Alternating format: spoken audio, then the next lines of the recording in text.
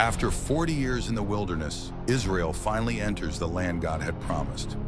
Their first obstacle is the great city of Jericho. Its walls are massive, thick, high, and impenetrable. Humanly speaking, it is impossible to conquer, but the Lord gives Joshua a battle plan unlike any other. He tells the people, "March around the city once a day for 6 days. The priests are to carry the Ark of the Covenant, the symbol of God's presence, and blow the ram's horns.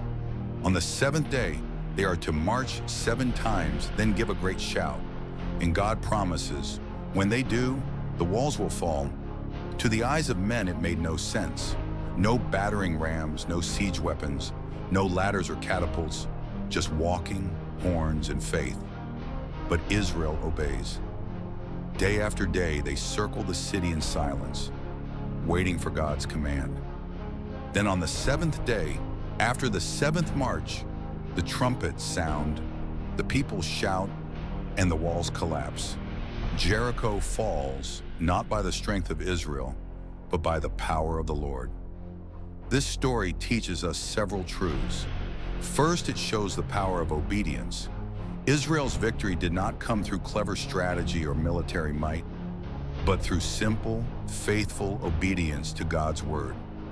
Sometimes what he asks may not make sense to us, but the question is not whether it fits our logic.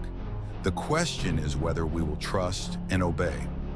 Second, it shows the faithfulness of God. He promised to give his people the land, and he kept that promise. The walls of Jericho were no match for the God of heaven. Our obstacles may seem unmovable, but nothing can stand against his purpose.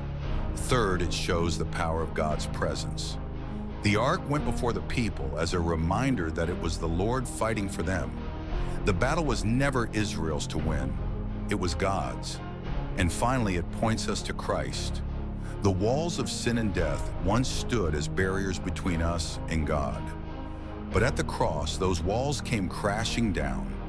Through Jesus, we have access into the promises of God, not by our strength, but by his victory. For us today, the story of Jericho is a call to walk by faith. Whatever walls we face, fear, doubt, sin, or opposition, the God who brought down Jericho's walls still brings down walls today. So keep marching, keep believing, keep obeying. Because when the trumpet sounds, the walls will fall and the victory will belong to the Lord.